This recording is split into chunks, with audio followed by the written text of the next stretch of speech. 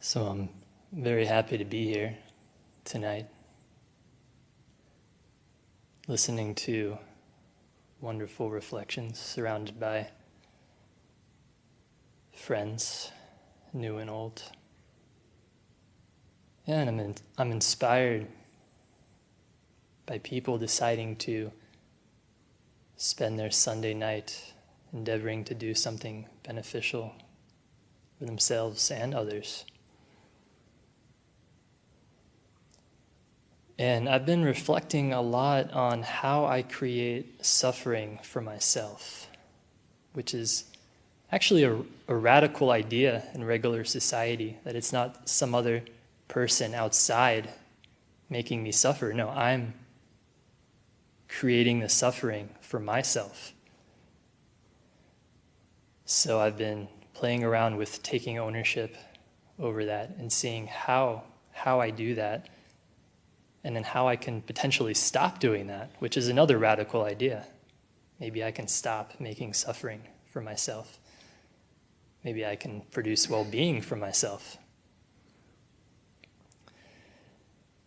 And I was writing down these reflections, and I got up to about 52 ways I create suffering for myself. And I decided to take a break there. Let's stick with that. And there's this retreat that I really like from Ajahn Sona that I've listened to again and again and again. It's on right effort.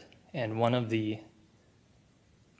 talks in this retreat, he talks about appropriate attention.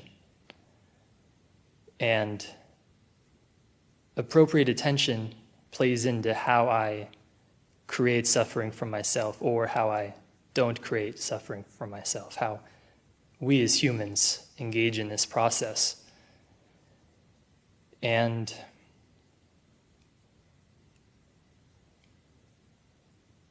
appropriate attention is about viewing things or interpreting things in such a way as to create wholesome mind states or prevent unwholesome, unhelpful mind states. So the way we talk to ourselves will determine whether the events we experience create stress and suffering or inner well-being. So to illustrate this idea of appropriate attention, there's this anecdote I have. When I was at a different monastery a while back, I got obsessed with peanut butter. And there was a very small amount of peanut butter being, well, by my standard, very small amount of peanut butter being put out.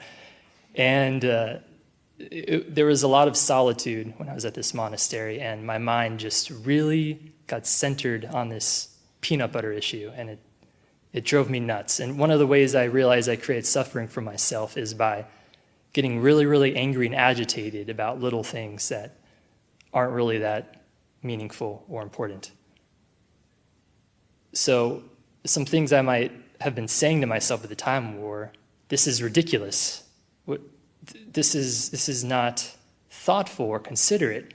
By the time the peanut butter gets to me, I'm barely getting any. Like, what's the deal here? This is not fair or right or whatever.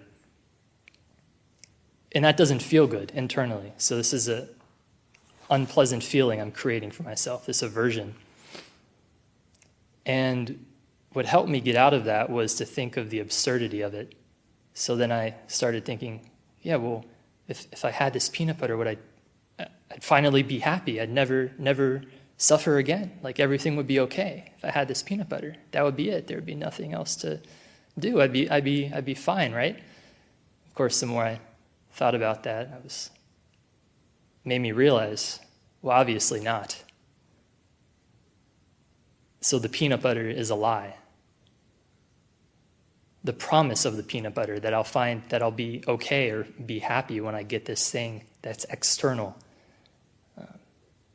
There's nothing there. Like I can enjoy it if I have it. I could appreciate it, but to think that my happiness will come from that's not really true. So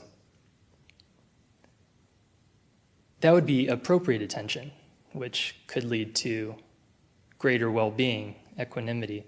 Okay, well, this is something I don't really have control over, but it's okay. I don't need this. Which would bring me back to investigating how I could find well-being and happiness internally by cultivating a sense of calm and focus in my own mind and body, and then investigating the processes in my own mind to see how I create suffering for myself and how I could potentially stop doing that thing, which is go to the Four Noble Truths in Buddhism. As far as I understand it, there's suffering, this suffering that we experience as humans. And the cause of this suffering, we crave things, we hate things, but there's also the third noble truth, is freedom from the suffering. Just figuring out strategic, wise ways of untangling, which factors into appropriate attention, looking at things in a wiser way. And then the Buddha's Eightfold Path, the Fourth Noble Truth, the step-by-step process of how to get out of that cycle.